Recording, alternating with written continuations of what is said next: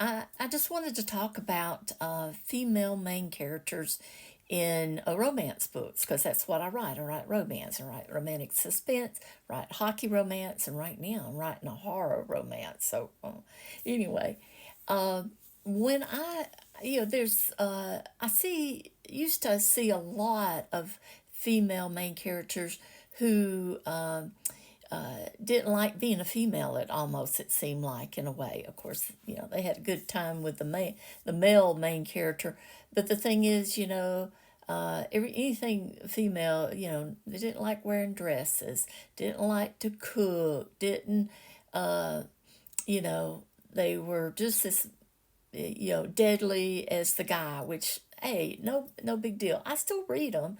It's just that it seemed like there was a lot of them for a while there, and I've noticed some changes, and in romance books out there, so it's getting back more different, but at the same time, women appreciating who they are.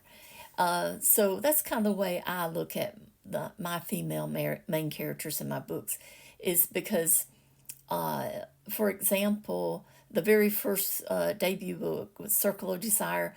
The girl was an assassin and she could kick butt. She had a horrible, horrible childhood. And even as a teenager, she had a horrible time. And then she ended up getting taken away from all the horribleness, supposedly, and got into his organization and learned how to kill people. Anyway, so she was different, and she was kind of like that, kick butt, didn't want to deal with any of that.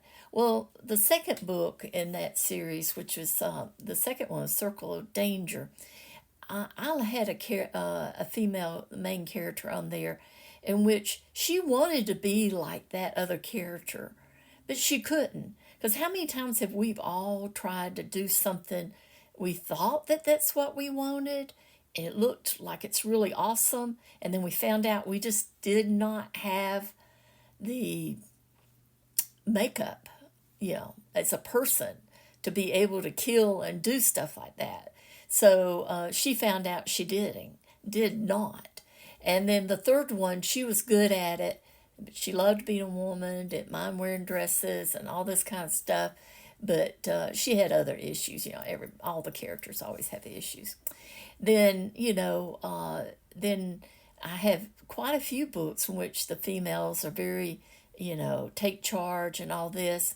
But I like to always think that they love being a woman, and they love love men, and in every way possible, and appreciate them. But even though at times they get fed up with their attitudes, because hey, we're gonna fight, argue, everybody's different, but they were okay with it. But then when I wrote my first hockey romance, I was always interested in when I would see these girls at the hockey games all dressed up.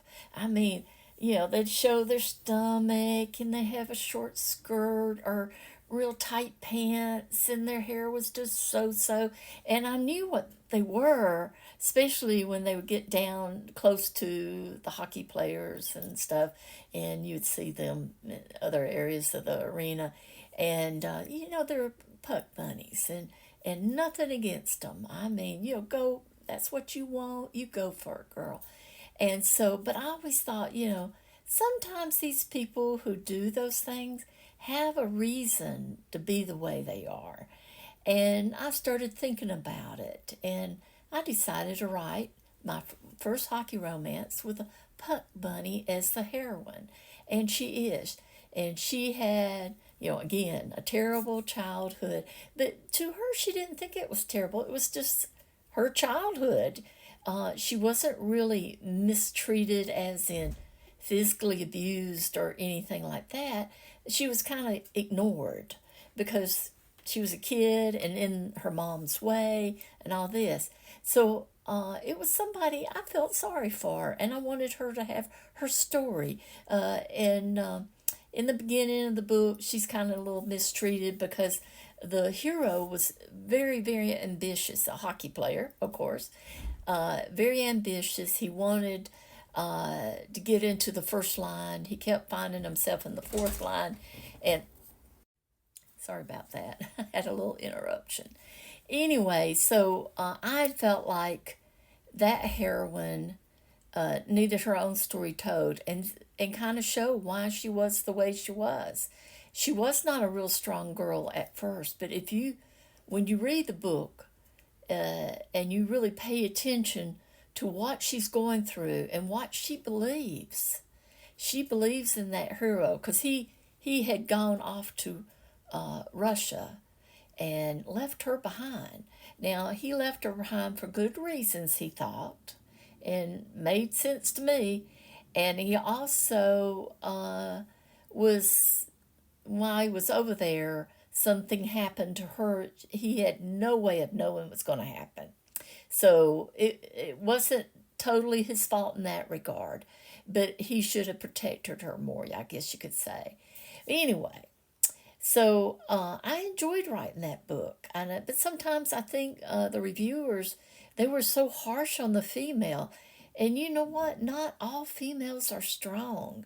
They need to grow into that, have somebody to support them, and it not do for them, but encourage them to become a better person, to do the things that they desire to do and love the people they desire to love.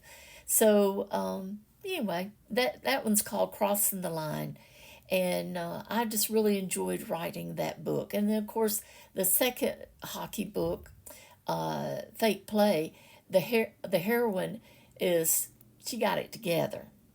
I mean, she messes up at the very, very beginning because she's partying for the first time in a long time. And she's I got a lot of responsibility on her, and a lot of stuff goes wrong for her.